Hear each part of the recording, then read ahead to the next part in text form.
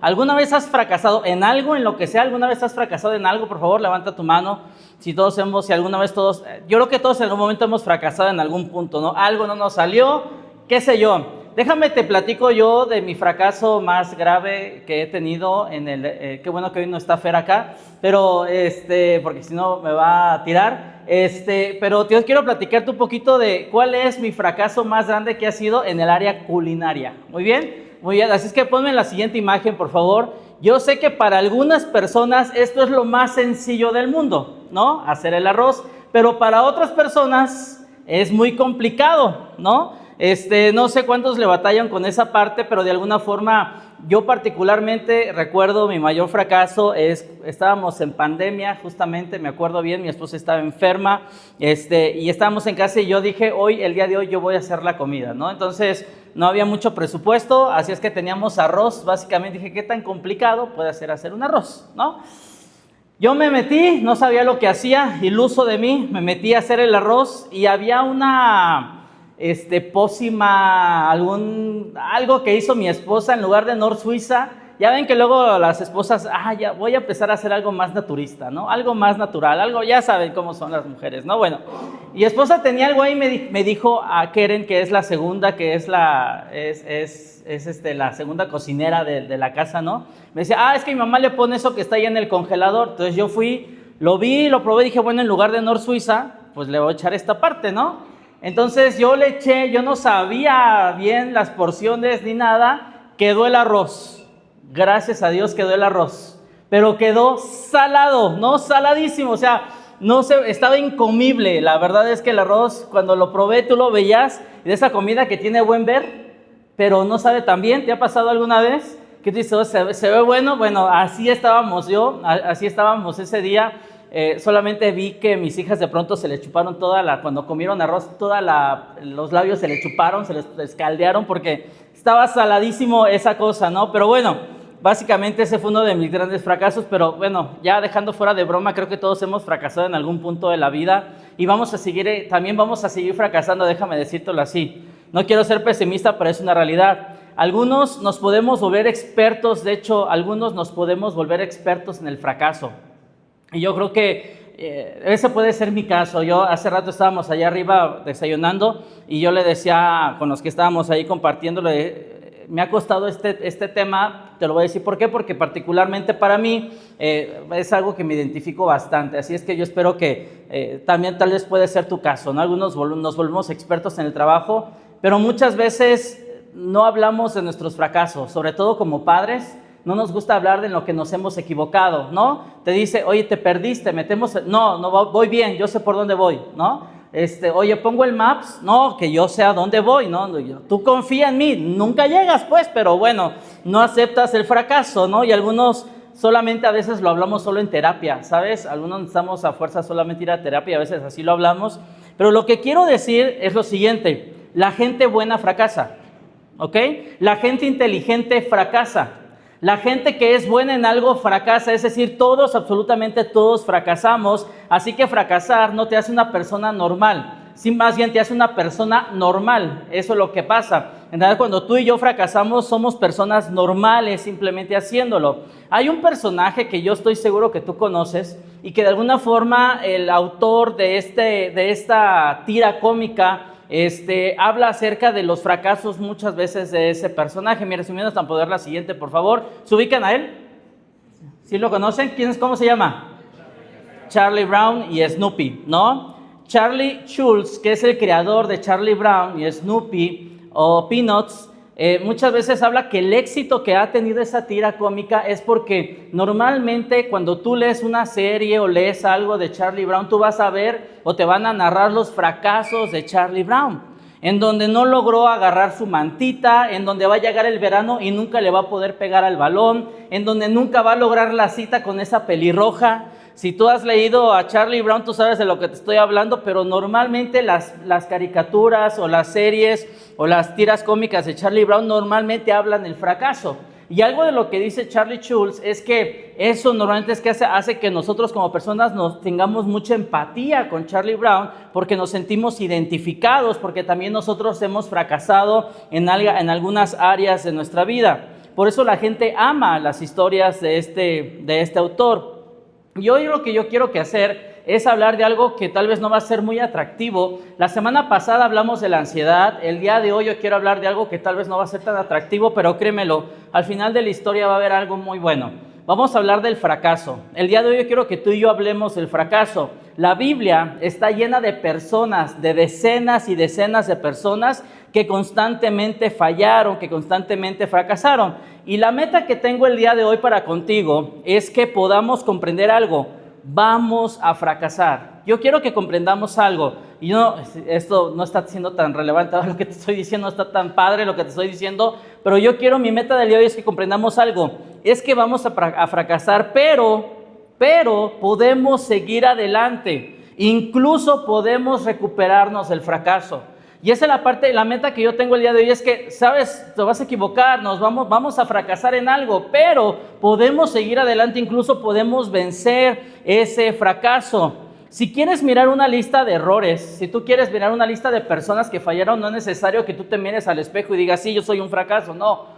Tú simplemente voltea a ver lo que es la Biblia y vas a encontrar mucha cantidad de personas que fracasaron a lo largo de su vida. La mujer samaritana, ¿te acuerdas cuando Jesucristo le dijo, 5 maridos has tenido? ¿No? Esa mujer había fracasado. Sara, quien de alguna forma había visto los milagros de Jesús y aún así se burló de él, de Dios, y dijo, bueno, ¿cómo es que a esta edad yo pudiera tener hijos todavía? ¿No? Ya no es posible que yo pueda hacer eso. Ella dudó. O David, que se conoce como el hombre conforme al corazón de Dios, en realidad David era una persona adúltera. Era una persona que había cometido adulterio, incluso para cubrir su adulterio había mandado matar a otra persona. Pero de esa historia tal vez no muchas veces se habla, pero hablamos del hombre conforme al corazón de Dios. Al final de sus días, David terminó siendo el hombre conforme al corazón de Dios. A veces, cuando fracasamos, tendemos a encerrarnos y creemos que somos las peores personas. ¿Te ha pasado?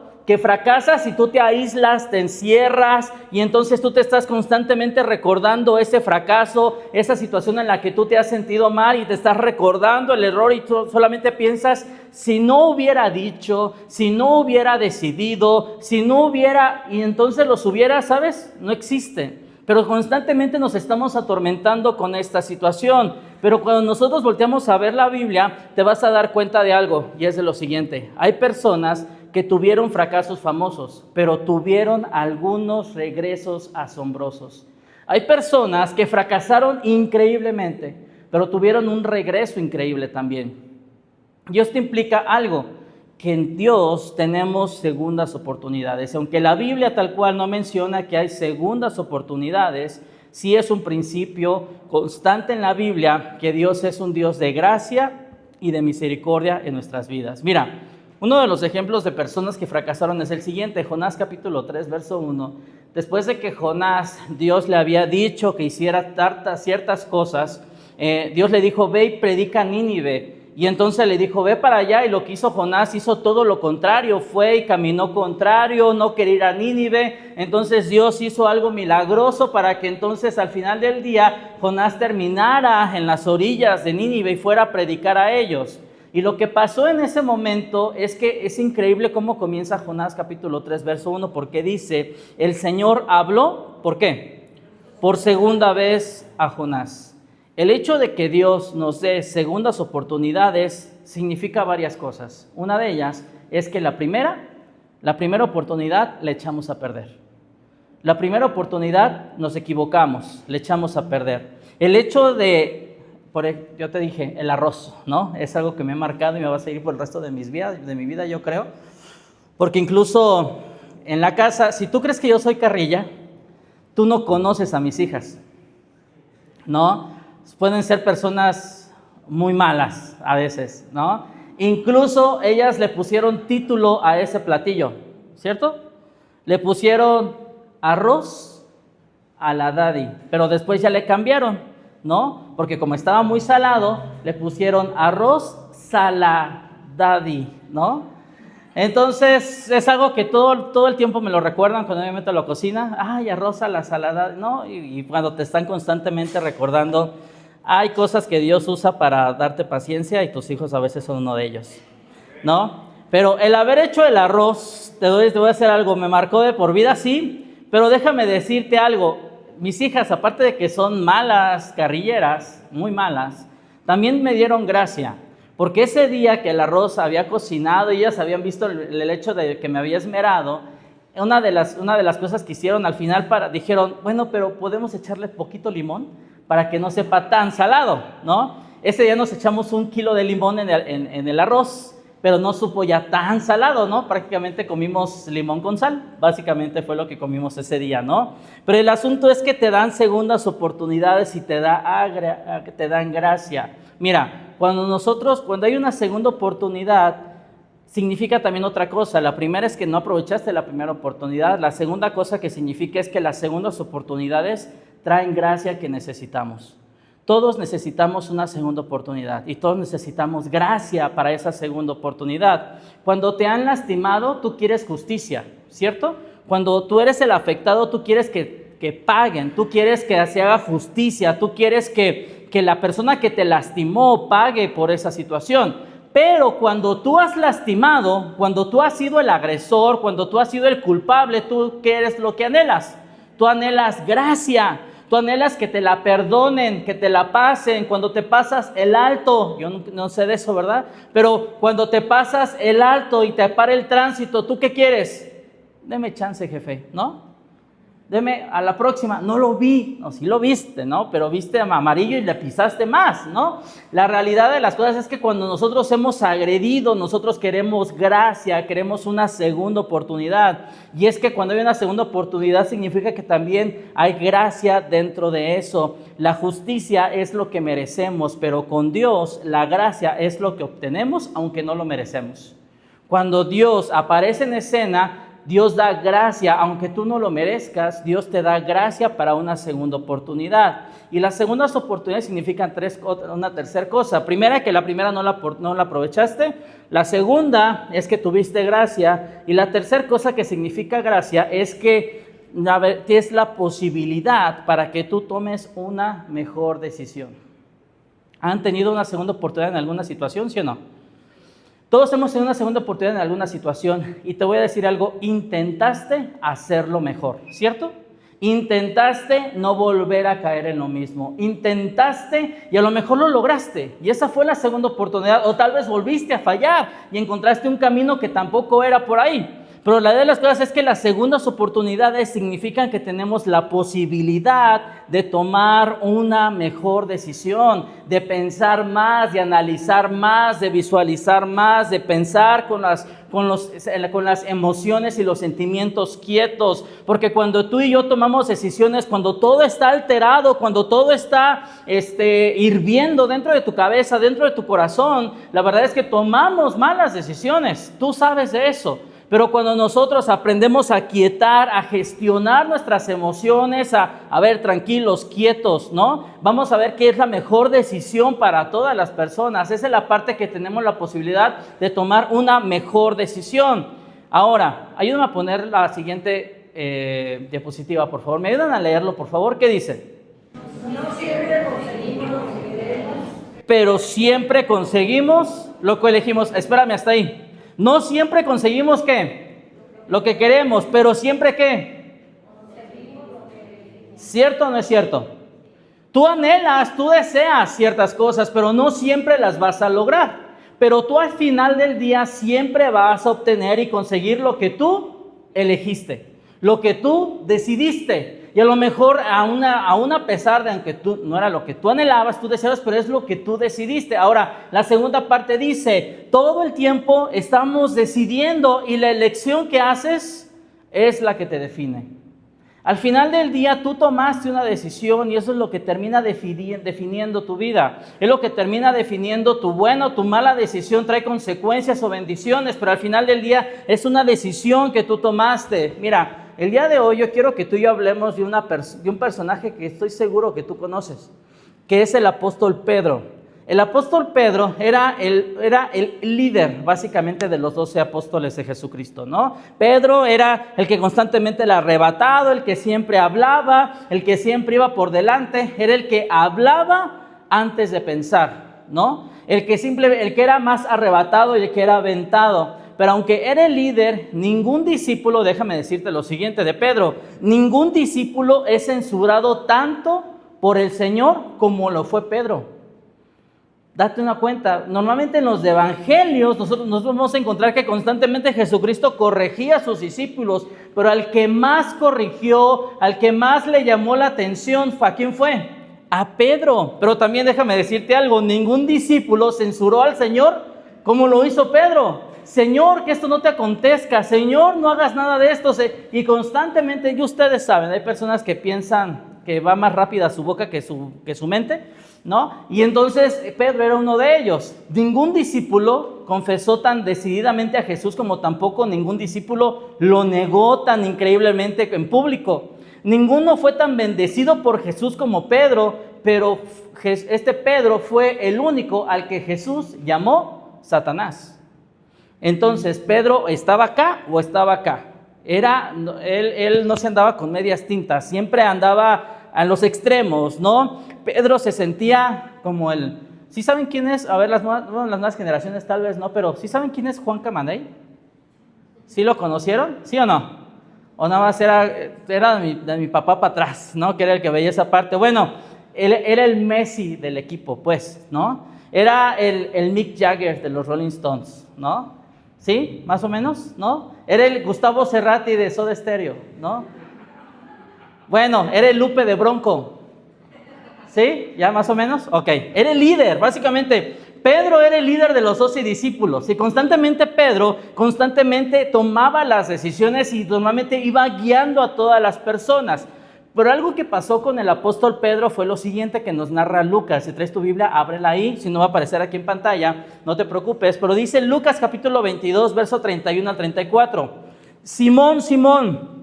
Está hablando de Pedro, porque también Pedro es llamado Simón en la Biblia. Es Pedro, básicamente. Simón, Simón, Satanás ha pedido zarandear a cada uno de ustedes como si fueran trigo, pero yo he rogado en oración por ti, Simón, para que tu fe no falle. Escucha, de modo que cuando te arrepientas, Jesucristo le estaba anticipando ciertas cosas a Pedro hacia adelante. Dice, de modo que cuando te arrepientas y vuelvas a mí, fortalezcas a tus hermanos. Jesucristo básicamente le estaba anticipando a Pedro lo que iba a hacer más adelante, en donde Jesucristo le estaba diciendo, Pedro, te vas a equivocar, vas a fracasar, ¿no? Pero escucha el verso 33, dice, Pedro dijo, Señor, yo estoy dispuesto a ir a prisión contigo y aún a morir contigo. Lo que estaba diciendo Pedro es, Señor, por mí, tú tranquis, ¿no? Tú tranquilo, yo nervioso, como decimos, ¿no? Señor, tú cuentas conmigo, yo te cubro las espaldas, ¿no? Yo soy tu brother, yo soy el hermano que nunca tuviste, yo soy, bueno, sí, tú vas a Santiago, pero yo soy tu hermano, ¿no? Básicamente, Pedro, tú no te preocupes, mira, le decía Pedro a Jesús, yo no respondo por estos 11 que tienes acá, pero por mí, tú tranquilo, yo te doy cobertura, yo te cubro las espaldas, yo voy a estar contigo, ¿no? Pedro le dijo, Señor, estoy dispuesto a ir a prisión contigo y aún a morir contigo. Tú tranquilo, yo voy a estar contigo, Señor. Pero fíjate lo que dice el verso 34. Jesús le respondió, Pedro, déjame decirte algo, porque te veo bien confiado, te veo bien seguro de ti mismo y gracias, Pedro, por esa confianza. Pero déjame decirte algo. Mañana por la mañana, antes que cante el gallo, negarás 3 veces que me conoces. Creo que particularmente, y todos conocemos el resto de la historia, ¿no? Tal cual fue así. Pedro negó a Jesucristo, ¿no? Pero yo creo que hubo 3 cosas con las cuales yo me identifico con Pedro.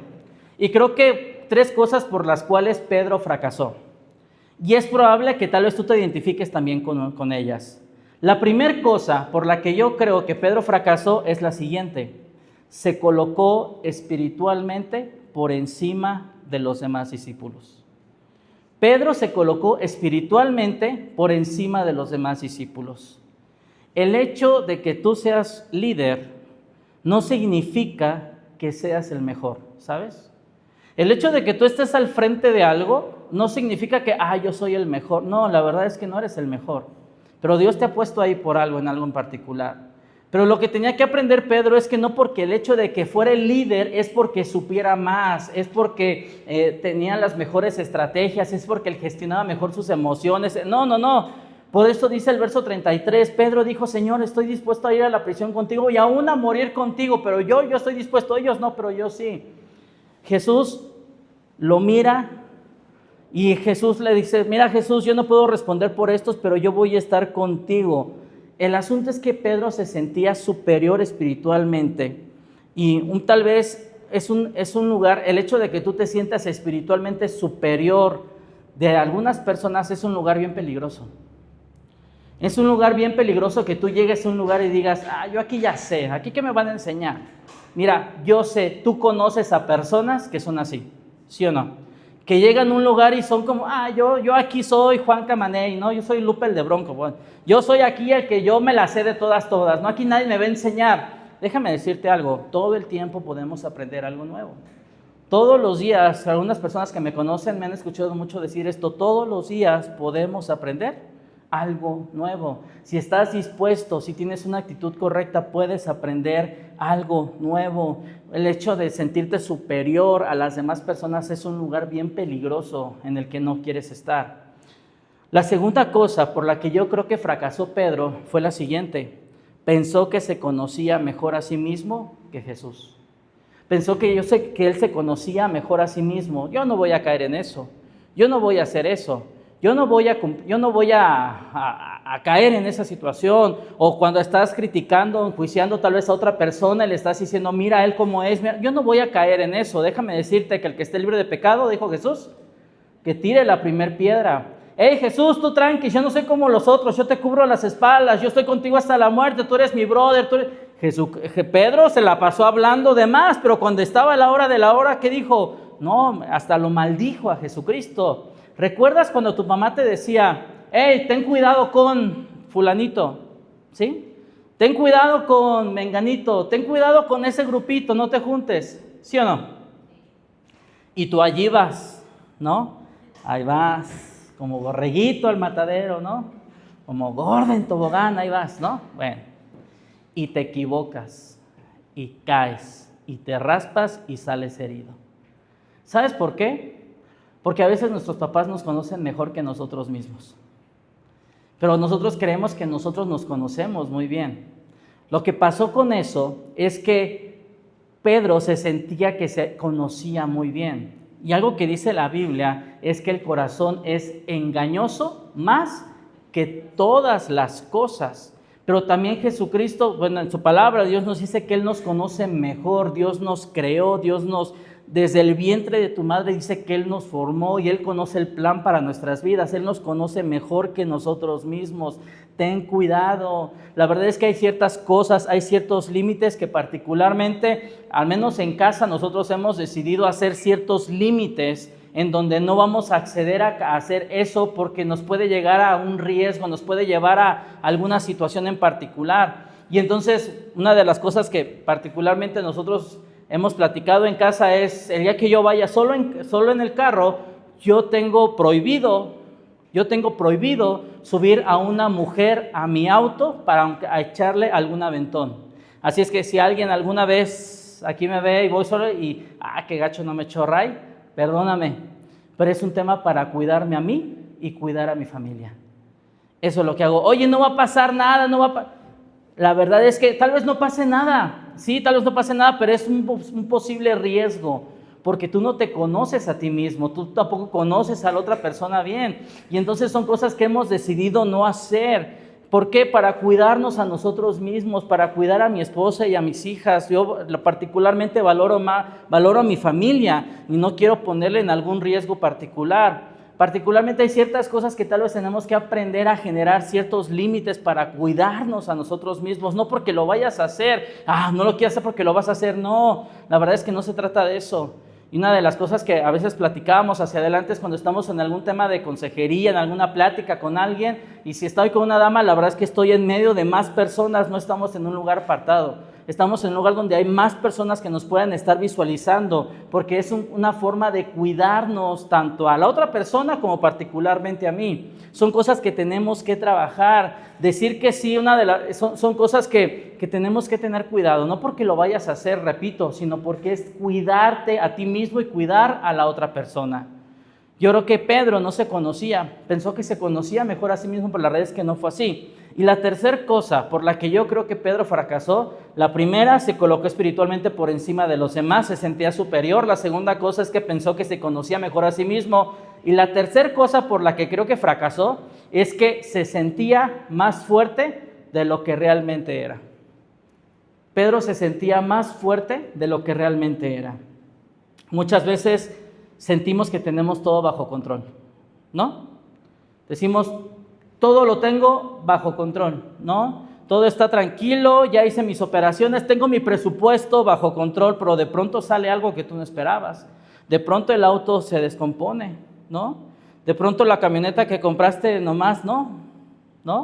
De pronto sucede algo, se te metieron, pasó algo y no era algo que tú no traías previsto. Amigos, muchas veces nos sentimos que tenemos todo bajo control y es humillante ver cuando decías que tenías todo cubierto y de pronto fallaste. Cuando vimos el video al inicio, ¿qué vimos? Penales, ¿no? Y penales todos fallidos. La persona que tenía ahí en su mente, él sabía y él quería y él anhelaba, ¿qué? Meter gol, pero no lo logró. Se lo pararon o lo falló. Y la verdad es que todos hemos estado ahí. A veces cuando sentimos que tenemos todo bajo control y no lo logramos, es humillante porque sentimos que hemos fallado. Decir que sí a la mera hora, decir un no. Jesús le había dicho en el huerto a sus discípulos, el espíritu, la verdad, está dispuesto, pero la carne, ¿cómo es? Es débil. Somos débiles. Somos débiles. La verdad es que son cosas que tenemos que trabajar y de pronto cuando estás presionado, pues Pedro se sintió presionado por las personas, lo niega, incluso maldice y entonces de lejos narra la Biblia que cuando Pedro negó a Jesucristo dice que de lejos vio a Jesús y Jesús volteó a verlo y le dijo, ¿ya ves? Te dije que eso iba a pasar, Pedro. Y entonces Pedro, no sé qué fue lo que sintió, pero se sintió un fracaso.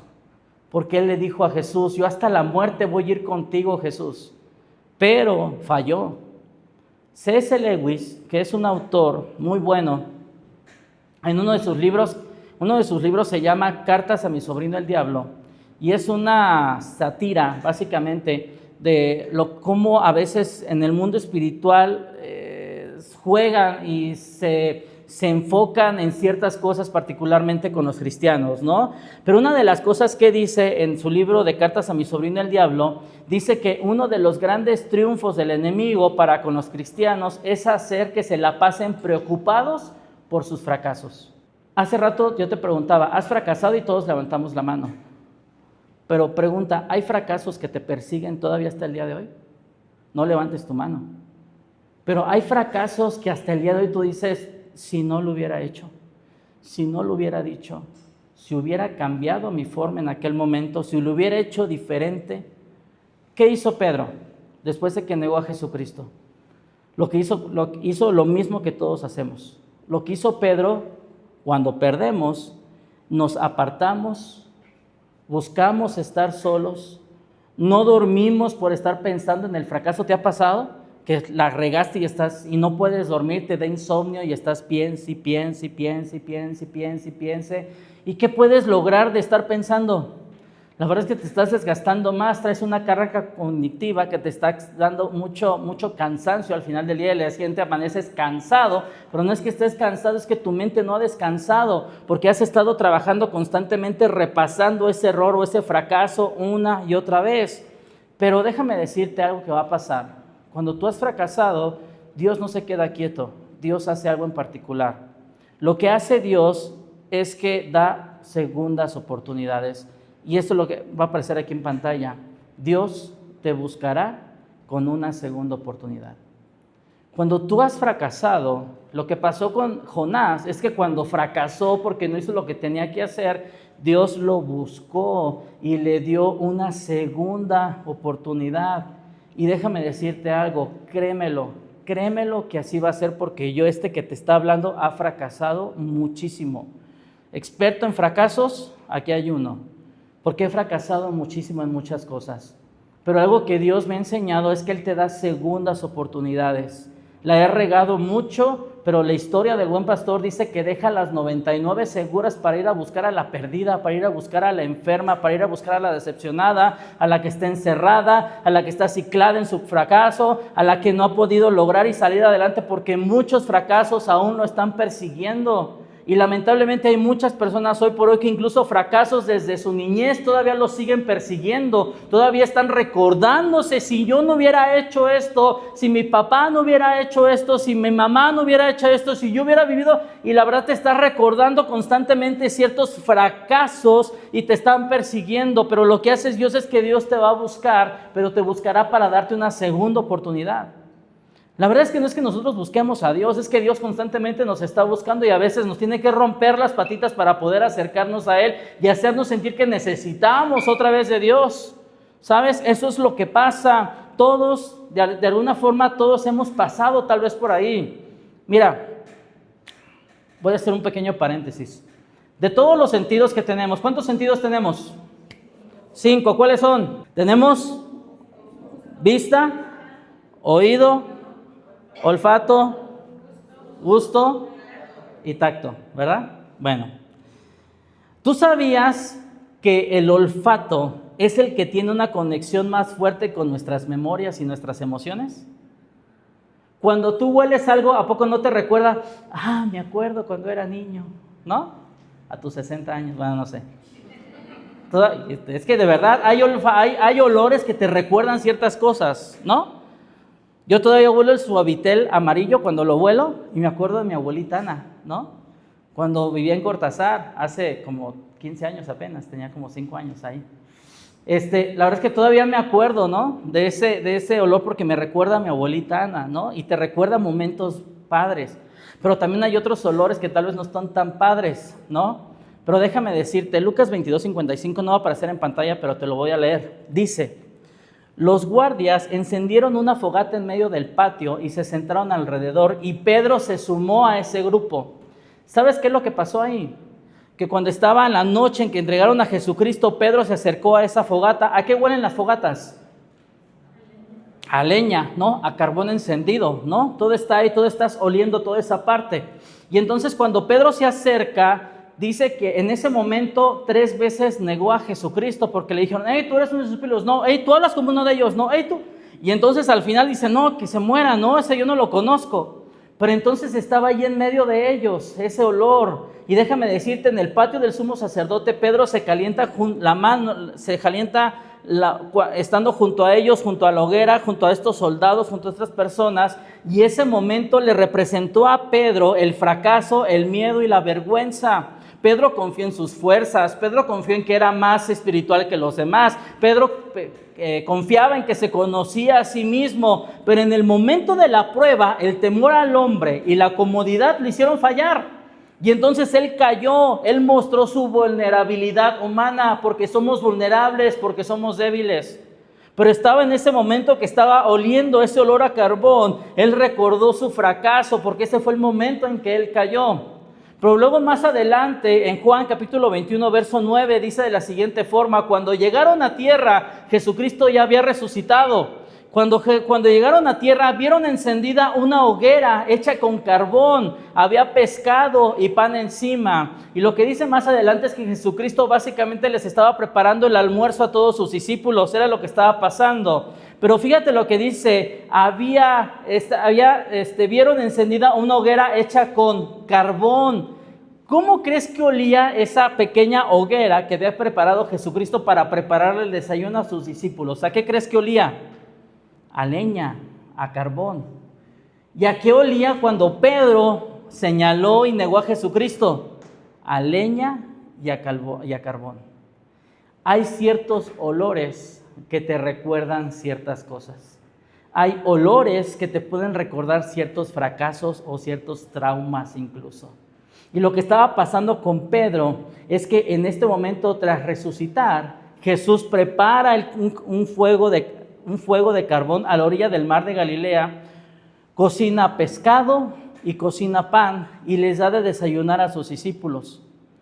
Y lo que estaba pasando en este momento es que este momento se vuelve un lugar de amor incondicional y redención. Jesús recrea intencionalmente esta atmósfera de olor a carbón, esta atmósfera que le recuerda el fracaso a Pedro para hacerle nuevamente las preguntas. Y le vuelve a decir, Pedro, ¿me amas? Pedro, ¿me amas? Pedro, ¿me amas? Le dice 3 veces, le pregunta a Pedro, más adelante en Juan capítulo 21. Y entonces lo que estaba haciendo es que estaba recreando, Jesús reescribe la historia en este punto. Aunque para Pedro el olor a carbón estaba representando su fracaso, hoy Jesucristo estaba usando el mismo olor a carbón para poder reescribir la historia de Pedro.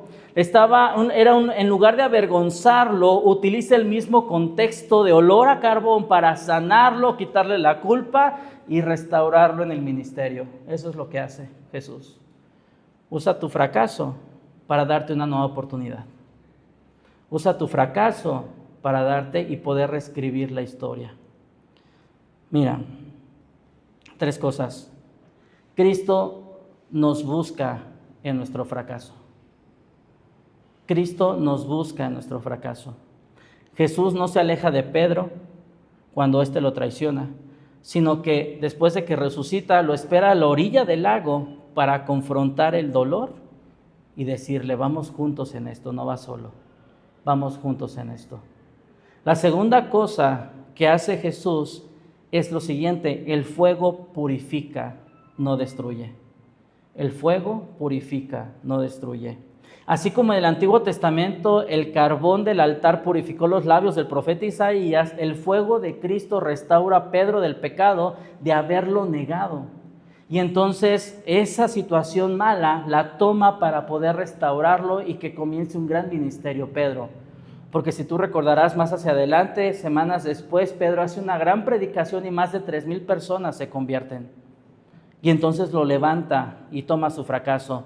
Y la tercera cosa, que encontramos en esto es que hay segundas oportunidades.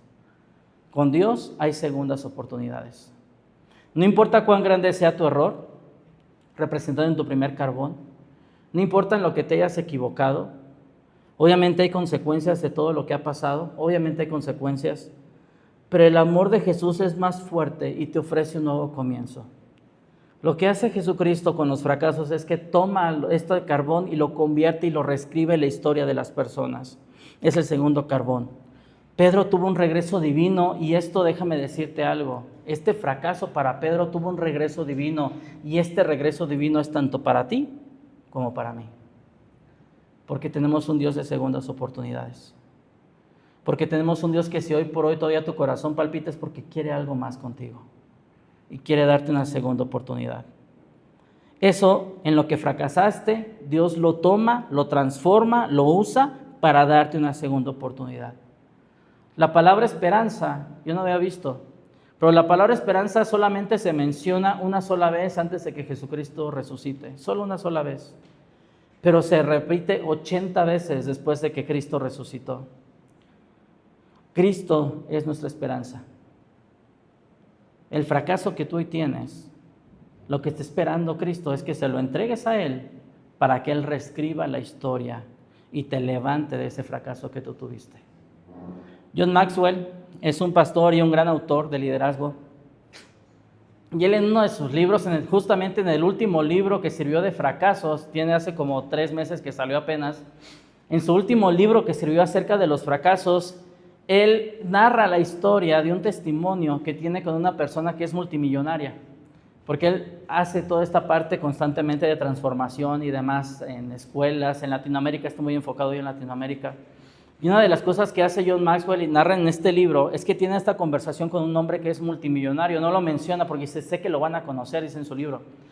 Pero lo que dice es que durante 25 minutos estuvo platicando con él y este hombre multimillonario le estuvo narrando todos los fracasos, todos los errores, todas las malas decisiones que cometió, que hizo.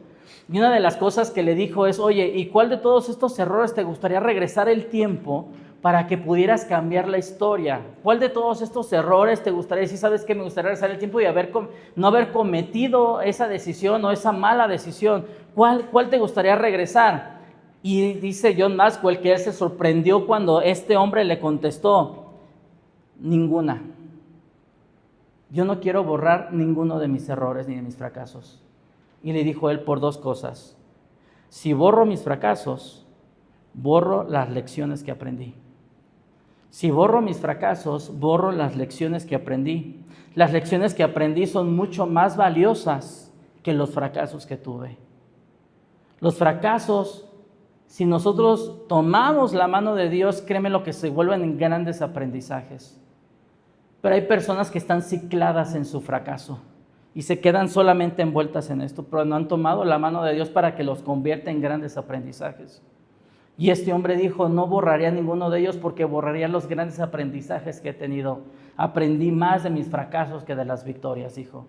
Y la segunda cosa, dice, por la que yo no borraría ninguno de mis fracasos, es que si borrara los fracasos, perdería mi carácter, porque desarrollé mi carácter en el valle, tomando la mano de Dios, ayudándome a salir de la zanja, aprendí lo que es la resiliencia en la adversidad.